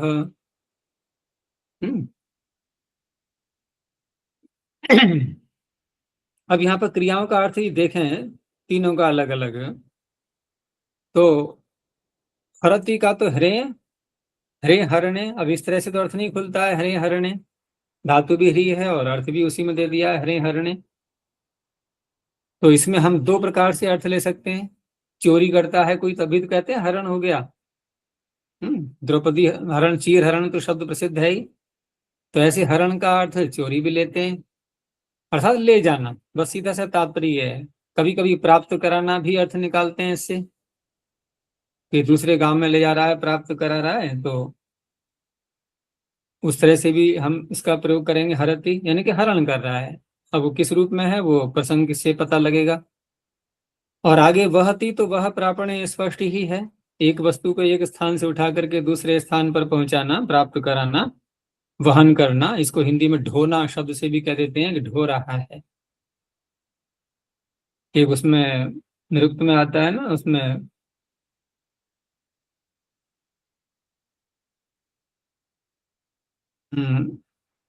वो पीछे का शब्द मेरा प्रारंभ का ध्यान से हट गया है। वो भार हारह के लाभूत अधि है, हाँ, स्थाणुरयम स्थाणुरयम भार हारह के लाभूत अधीत्य वेदम न विजानाति यो अर्थम यो अर्थज्ञः इत सकलम भद्रम अश्नुते नाकमेति ज्ञान विधूत पापमा। तो वहां पर कोई विद्या व्यक्ति पढ़ रहा है, शास्त्रों को पढ़ रहा है, लेकिन समझ में कुछ आ ही नहीं रहा है, और पूरी पैकिंग करके पुस्तकें जो है ना, सारा भार इधर से उधर उधर से उधर लेकर के जाना हो रहा है। तो हम कैसे हैं उस अवस्था में?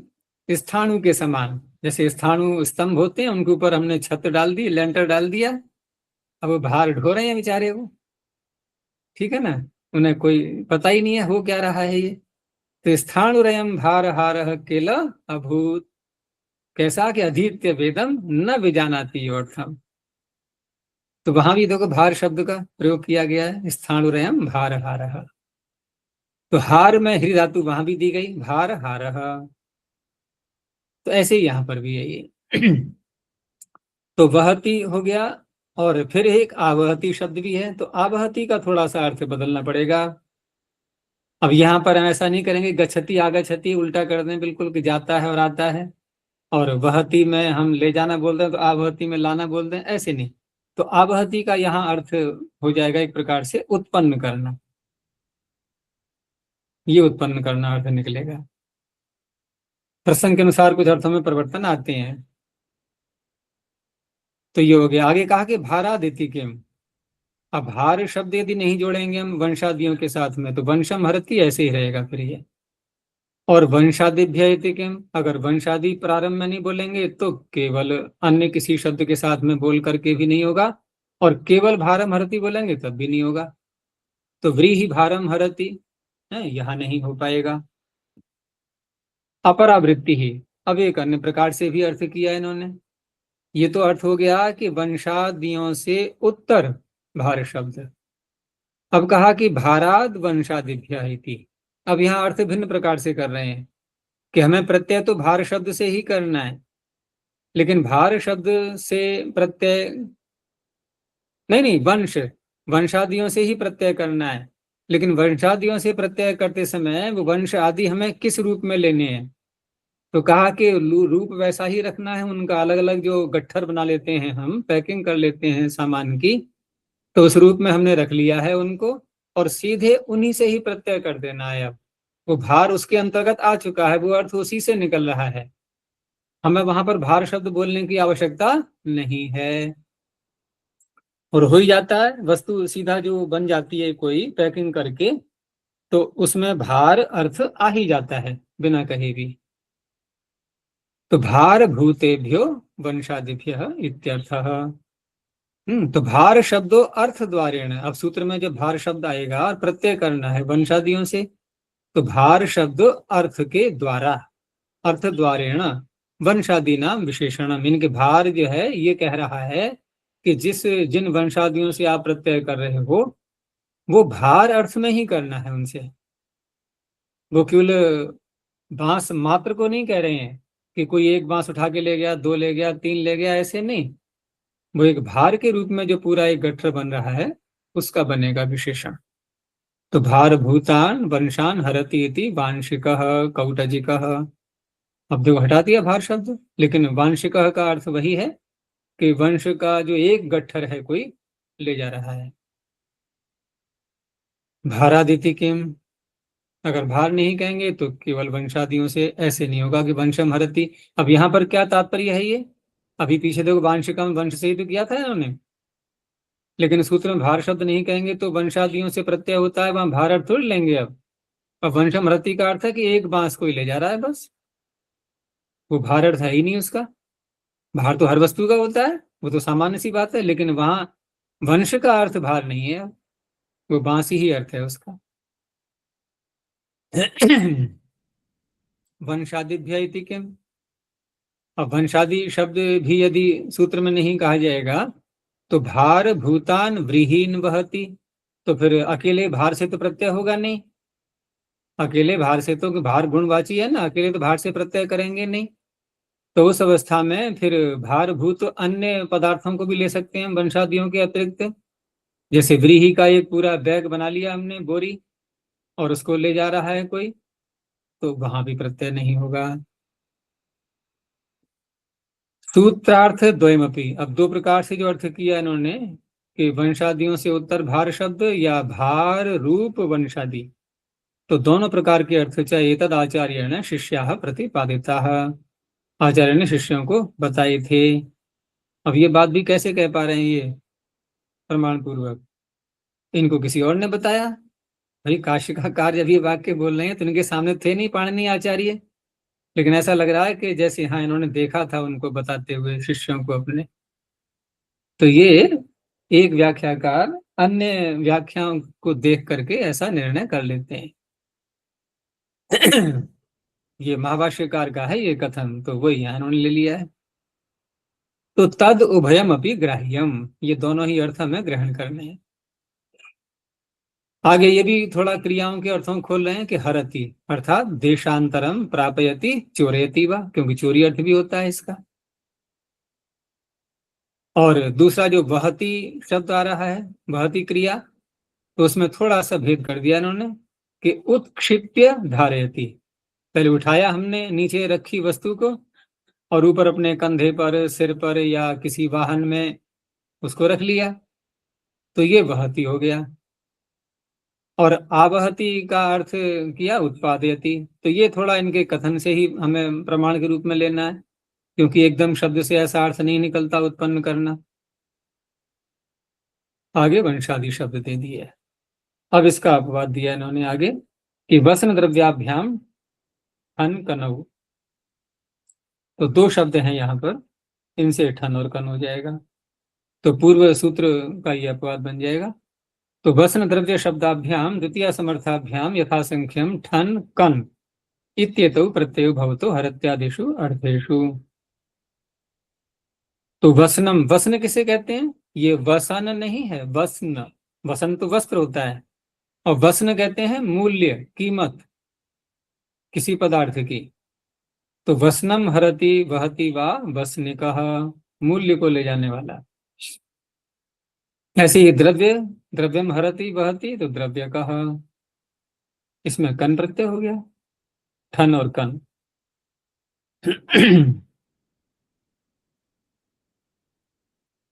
आगे फिर अर्थ बदल गया, संभवति, अवहरति, पचति, तीन क्रियाएं हैं यहाँ पर भी। तदिति द्वितीय समर्थ व्यक्ति अनुवर्तते, तदिति द्वितीय समर्थात् संभवत्यादिष्वर्थेषु यथावेतम प्रत्ययो भवति। तत्र आधेयस्य प्रमाणानतिरेकः संभवः। संभव शब्द का अर्थ कर रहे हैं पहले। संभव क्या है? कि जो आधेय है, जिस पदार्थ को हमें किसी में रखना है, उदाहरण के लिए हमें किसी पात्र में, बटलोई में कोई अन्न रखना है। अब पहले बटलोई का हम अंदर का आकार देखेंगे, कितना है उसमें स्थान, कितनी वस्तु समा सकती है। तो जितनी वस्तु समा सकती है उससे अधिक लेंगे या उतनी ही लेंगे या कम लेंगे? थोड़ा कम लेंगे। क्यों उतनी ही लेंगे? तो क्या हानि है? दोनों बातें हो सकती हैं, लेकिन अगर इसको एक शब्द में कहा जाए तो जितनी भी लेंगे, ठीक है ना, हम ये नहीं कह रहे कम लेंगे या अधिक या बराबर लेंगे, लेकिन जितनी भी लेंगे वो उसमें आयतन है जितना, उससे अधिक नहीं ले सकते, इतना तो निश्चय है ना। अब अधिक नहीं ले सकते तो फिर दो बातें रह गई, बराबर अथवा कम। जैसे वहां विषय आता है ना कि अन्य योनियों से जीवात्मा मनुष्य योनि में कब आता है, कब आता है? तो दो बातें आती है ना सामने, या तो पुण्य और पाप बराबर हो, अथवा पुण्य अधिक हो, पाप अधिक कभी नहीं हो सकते।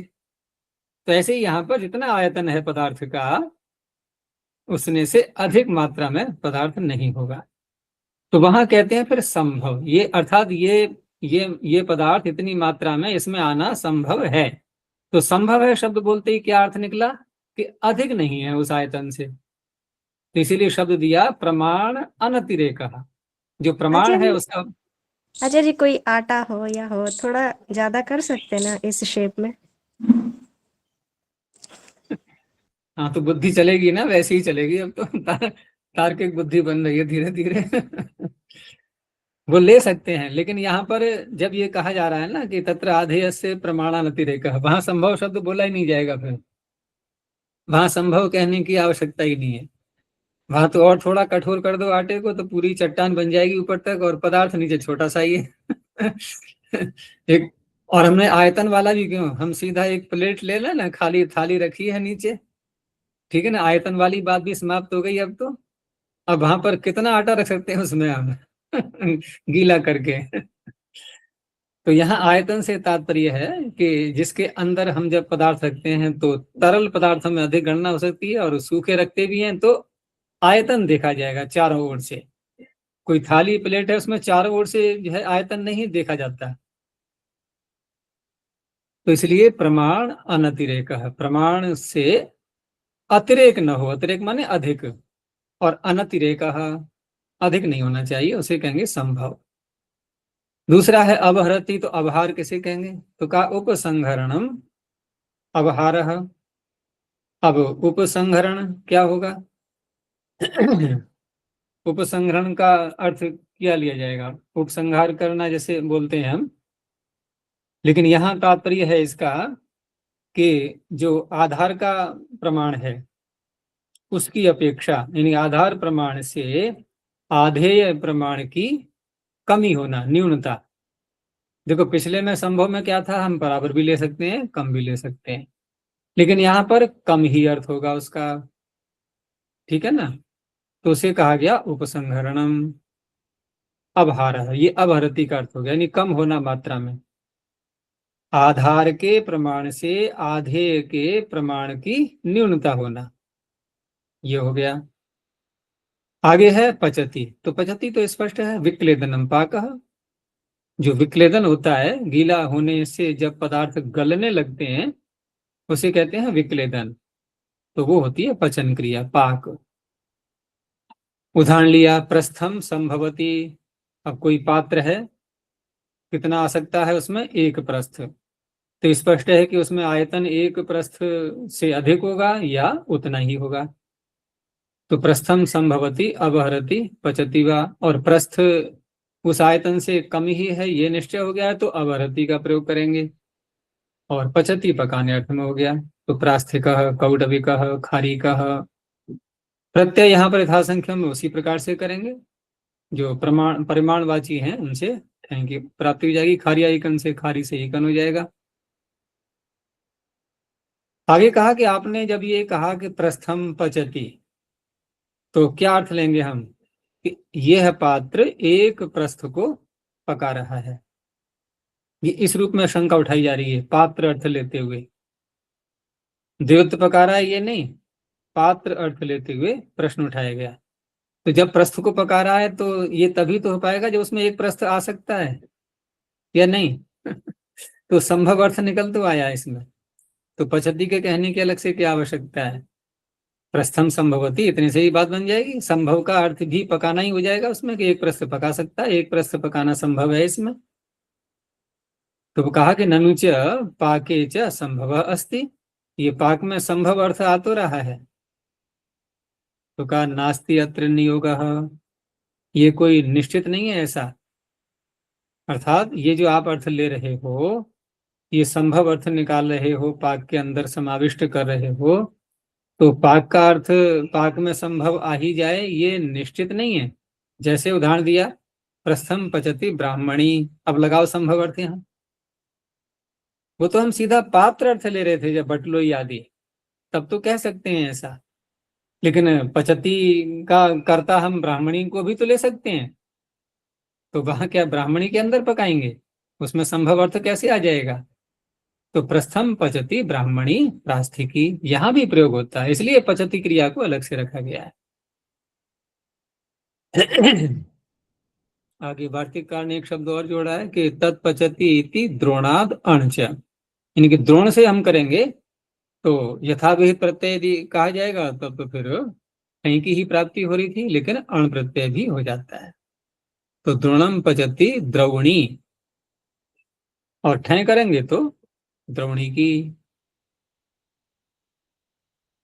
आगे ये ख प्रत्यय और जोड़ा गया दो शब्दों से, आढ़का चित पात्रात पुण्य तरस्याम। आढ़क, आढ़क, आचित और पात्र, ये तीन शब्द हैं, सब परिमाणवाची हैं। आढ़क आचित पात्र शब्देभ्यो द्वितीय समर्थेभ्यो अंतरस्याम संभवादिष्वर्थेषु खः प्रत्ययो भवति। खयोपवादः परिमाणवाची होने से ख की प्राप्ति हो रही थी यथाविहित में, पक्षेषु भी भवति। तो आढ़कम संभवत्यवरति पचति वा आढ़कीना, ये खा प्रत्यय का हो गया और टाप हो जाएगा स्त्रीलिंग में। लेकिन ठय करेंगे तो स्त्रीलिंग में फिर नीप होगा टिड्ढाने से आढ़की की। ऐसे ही आचितीना, आचितिकी, पात्रीणा, पात्रिकी।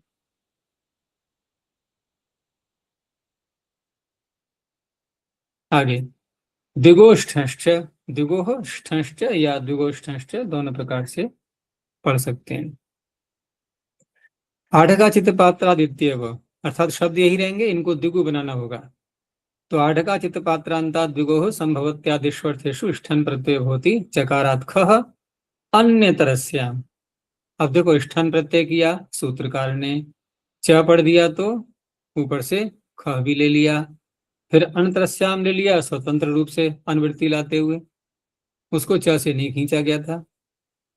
अब यहाँ पर जब ये प्रत्यय कर रहे हैं हम दो, कौन कौन से, ख और ठन, तो इनका तो नाम लेकर के विधान हो रहा है। जब नाम लेकर के विधान हो रहा है और आप द्विगु संज्ञक बनाओगे इन शब्दों के लिए, तो अध्यर्थ पूर्व द्विगु लोक संज्ञा से लोक की प्राप्ति होगी कि नहीं होगी? तो कहा होगी, तो लेकिन इन दोनों की नहीं होगी, नहीं तो इनका विधान करने का फिर औचित्य क्या रहेगा। इसलिए लुक करेंगे हम जो यथाविहित है, ठीक है ना, मार उस पर पड़ेगी। जो विशेष विधान किए गए हैं वो रहेंगे ज्यों के त्यों, जो सामान्य विहित है वो हट जाएगा।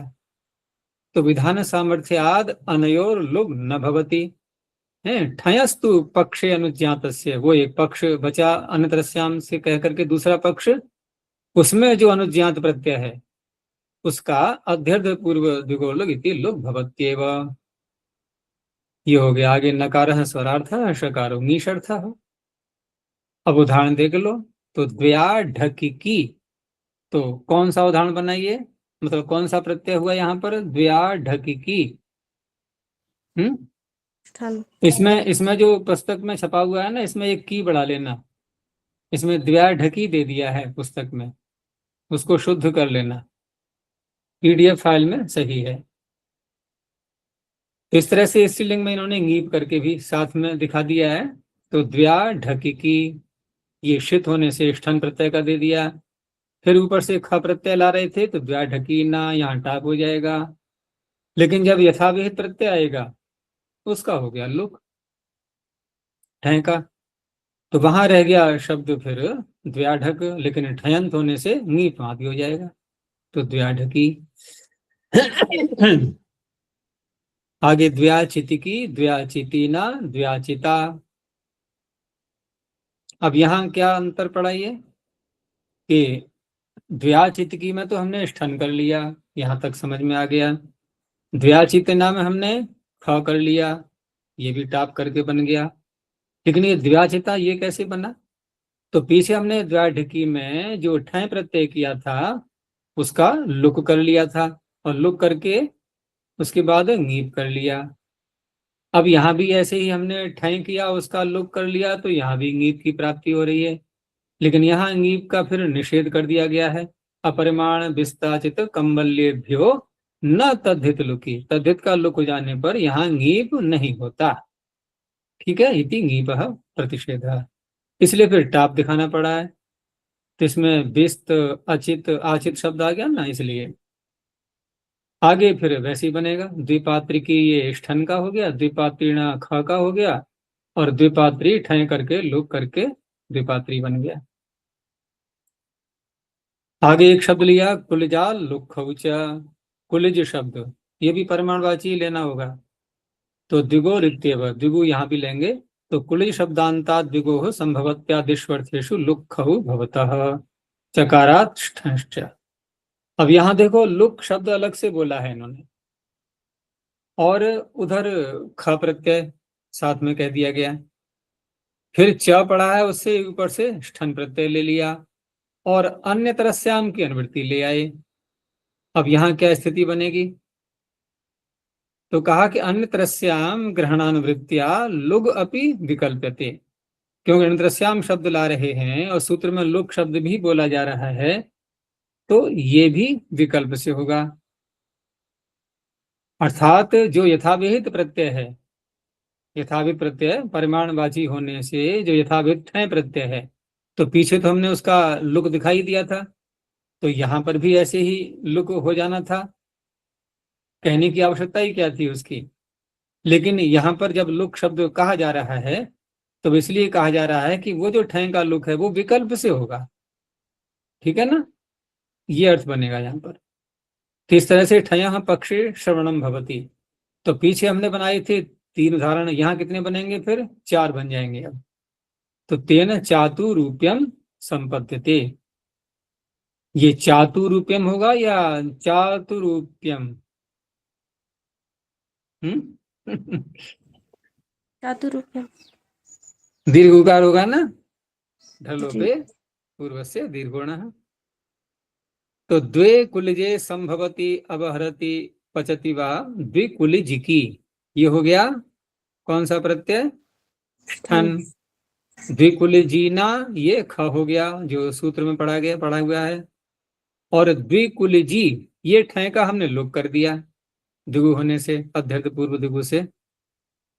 और उस लोक का यहाँ विकल्प कहा गया है सूत्र में, तो विकल्प कह देने से द्वई कुलिजिकी ये ठय का रूप भी मिल गया। आचार्य यहाँ पे द्विकुलिजा है। अच्छा, पुस्तक में जी। एक मिनट, पुस्तक में द्विकुलिजा, तो द्विकुलिजा तो फिर अशुद्ध ही माना जाएगा, क्योंकि वहां तो अपरिमाण विस्ताचित लग गया था आचित में, लेकिन कुलिज शब्द है उसमें अपरिमाण आचार्य विस्ताचित। द्विगोह सूत्र से ऊपर।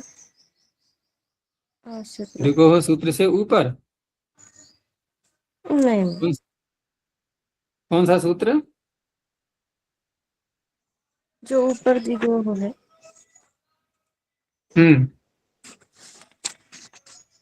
द्विगोष्ठश्च। नहीं आचार्य जी, ऊपर अपरिमाण विस्ताचित कंबल लेखन करती, उसके ऊपर जो द्विगोह।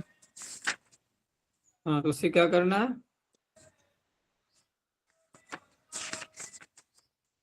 उससे क्या करेंगे? वो तो सामान्य वो तो ये ले रहा है ना कि जितने भी द्विगु संज्ञक शब्द हैं उनसे नीप की प्राप्ति दिखाता है वो। तो और निषेध करने वाला है फिर उसके आगे वाला, द्विगुह से तो हमने नीप की प्राप्ति दिखा दी, ठीक है ना, वो उत्सर्ग सूत्र हो गया। फिर अगले सूत्र ने कहा कि अपरिमाण इनके परिमाण विस्त अपरिमाण विस्ताचित कंबल्येभ्यो न तद्धित लोकी। तो तद्धित का लुक होने पर अगर इसमें परिमाणवाची के रूप में लेते हैं हम कुल्लिज शब्द को, बस तो लिया परिमाणवाची ही जाएगा।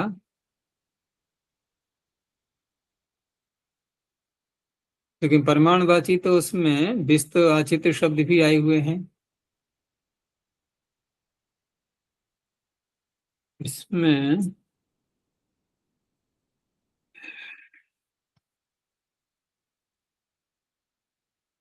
किसी व्याख्याकार ने इसमें लिया नहीं इन शब्दों को, लेकिन इन्होंने संपादन करके दिया है, तो अभी इसी को शुद्ध मान करके चलो, द्विकुल जी को, फिर देखेंगे बाद में और विचार कर लेना। अच्छा, पीडीएफ में भी तो दिया है नीचे फुटनोट में, अगर अनुचित होता है तो वहां लिखते हैं कि इत्यप पाठ ऐसा। हाँ तो ये हाँ सही है, उन्होंने लिखा तो है द्विकुलजा इति बाल मनोरमा, बाल से तात्पर्य बाल मनोरमा वाले ने दिया है इन्होंने, और बाल मनोरमा में जो है उसने काशिका से ले लिया होगा, संभावना लग रही है इसमें जो छप गया है ना पुस्तक में, यहाँ पर काशिका तो ये भी है, लेकिन इन्होंने जो पाठ स्वीकार किया है द्विकुल जी, तो ये भी उपलब्ध रहा होगा, तो पाठ भेद ही मानना पड़ेगा, और तो कोई इसका उपाय है नहीं। अब यह है कि इसको परिमाणवाची नहीं मानते हैं यदि हम, तो उस अवस्था में फिर उसमें फिर ठक मान सकते हैं, ठक का लुक, लेकिन लुक से तो कोई अंतर नहीं पड़ेगा खैर, क्योंकि दुग संज्ञा होने से यहाँ नीप की जो प्राप्ति हो रही है, और निषेध करने वाला सूत्र यदि परिमाणांतस्या में परिमाणवाची नहीं मानते हैं इसको, यदि हम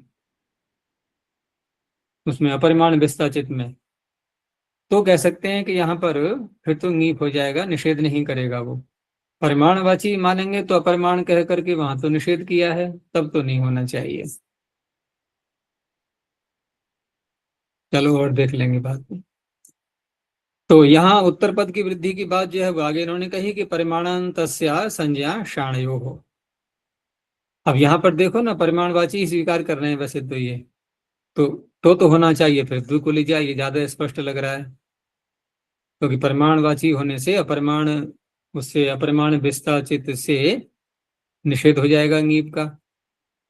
क्योंकि यहाँ पर जब उत्तर पद की वृद्धि का प्रसंग आया तो इन्होंने कुलिज ग्रहण को लिया ना, कि परिमाणांतस्या असंज्ञा शाणयो इत्यत्र कुलिज ग्रहणम अपि इष्यते।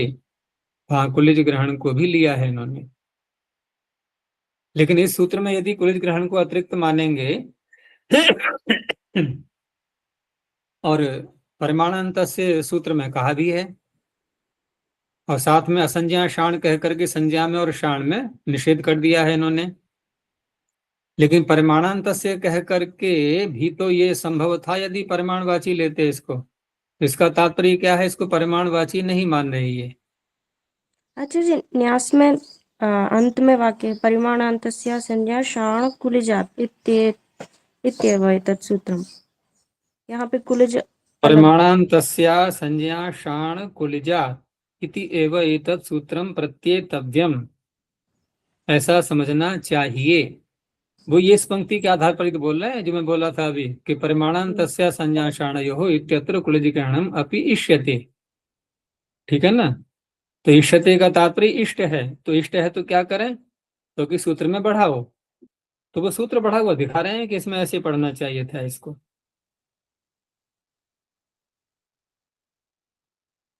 अच्छा, इसको ऐसे पढ़ेंगे तो क्या होगा फिर सूत्र का अर्थ, कि देखो यहाँ जो निषेध किया इन्होंने कि असंज्ञा शाणयोः, तो असंज्ञा शाणयोः में इन्होंने कुलिज को भी शामिल किया। ठीक है ना। यानी इसका भी निषेध, इसका निषेध करेंगे ना तभी तो उत्तर पद वृद्धि को रोका जाएगा। जब इसका निषेध करेंगे तो हम क्या मान के चल रहे हैं इसको, परिमाणवाची या नहीं? परिमाणवाची। तभी तो करेंगे निषेध। परिमाणवाची मान रहे हैं तो कुलिज कह करके निषेध किया। तो अगर परिमाणवाची मान रहे हैं तो उस अवस्था में अपरिमाण विस्ताचित कंबलेभ्यो न तद्धित लुकी से उसका निषेध हो जाएगा फिर स्त्री प्रत्यय का। ठीक है ना। निषेध हो जाएगा तो फिर क्या बनना चाहिए, दो कुलिजा। तो फिर बाल मनोरमा का पाठ ज्यादा उचित माना जाएगा।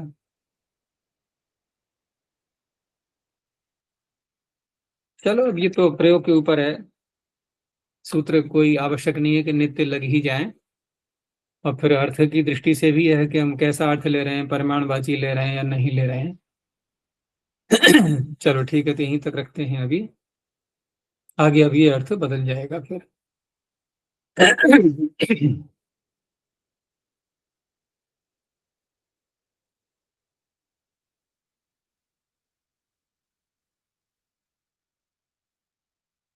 प्रणोध्वनि।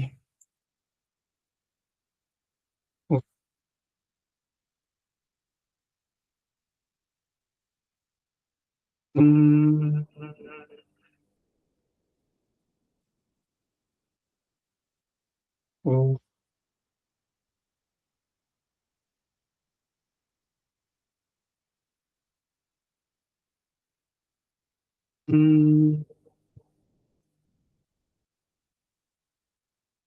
ओ